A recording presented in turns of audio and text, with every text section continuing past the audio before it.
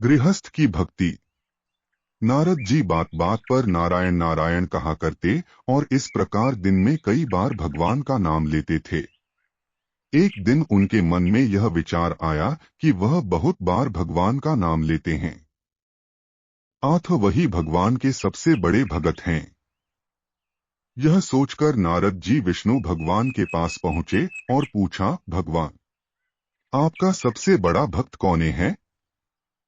विष्णु भगवान ने बताया, अमुक गांव का अमुक किसान मेरा सबसे बड़ा भक्त है। नारद जी को बहुत धक्का लगा। उन्होंने भगवान जी के कथन की पुष्टि के लिए अपने को संभालते हुए भक्त किसान का नाम व पता नोट किया तथा उस किसान के गांव चल दिए। वहां जाकर देखा कि किसान ने सुबह 4 बजे उठकर 2 बार नारायण नारायण कहा। फिर नांद में भूसा, खली व पानी डालकर बैलों को लगा दिया। दैनिक क्रिया के बाद सुबह का जलपान कर सूर्योदय के साथ ही हल बैल लेकर खेतों में जा पहुंचा। पूर्वाह 10 बजे पत्नी ने लाया कलेवा खाकर पुनः खेत में काम करने लगा।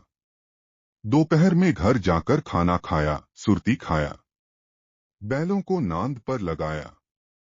अपराह में खेतों में जाकर काम किया। ठीक सूर्यास्त के पहले घर लौटा, हाथ मुंह धोकर खाना खाया, 2 बार नारायण नारायण कहकर सो गया। नारद जी को बड़ा आश्चर्य हुआ कि किसान द्वारा पूरे दिन में केवल 4 बार नारायण नारायण कहा गया, जबकि वे स्वयं दिन भर नारायण नारायण कहते हैं, किंतु उन्हें भगवान विष्णु अपना सबसे बड़ा भक्त नहीं मानते हैं।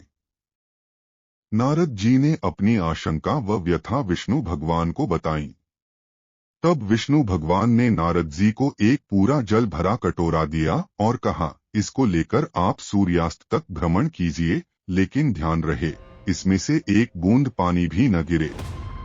यदि ऐसा होता है तो मेरा सुदर्शन चक्र आपके पीछे रहेगा, एक बूंद भी पानी गिरा तो वह आपकी गर्दन काट देगा।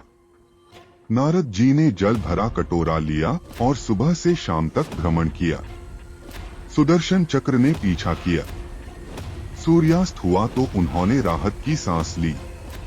कटोरे में से एक बूंद पानी नहीं गिरा। उन्होंने राहत की सांस ली।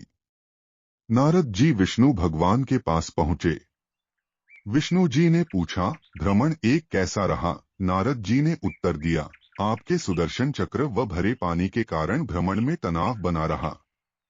विष्णु जी ने पूछा, भ्रमण में कितनी बार मेरा नाम लिया? भगवान, एक तो जल भरा कटोरा लेकर चलना और उस पर आपका सुदर्शन चक्र का पीछे पीछे चलना, उसमें पूरा ध्यान इन बातों पर था।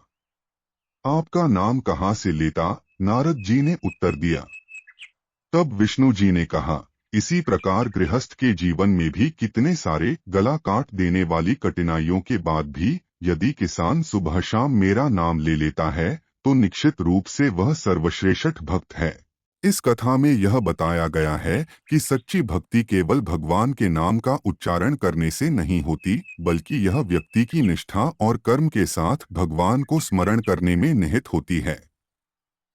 किसान अपने कठिन जीवन और अनेक जिम्मेदारियों के बावजूद भी भगवान का नाम लेता है, जबकि नारद जी दिन भर नारायण नारायण कहते रहते हैं, लेकिन बिना किसी कठिनाई के। इसलिए भगवान विष्णु ने किसान को सबसे बड़ा भक्त माना। यह कथा इस बात को भी उजागर करती है कि भक्ति का सच्चा रूप कर्म और निष्ठा में होता है, न कि मात्र शब्दों में। किसान के कठिन परिश्रम और सीमित समय में भी भगवान को स्मरण करना उसकी सच्ची भक्ति को दर्शाता है।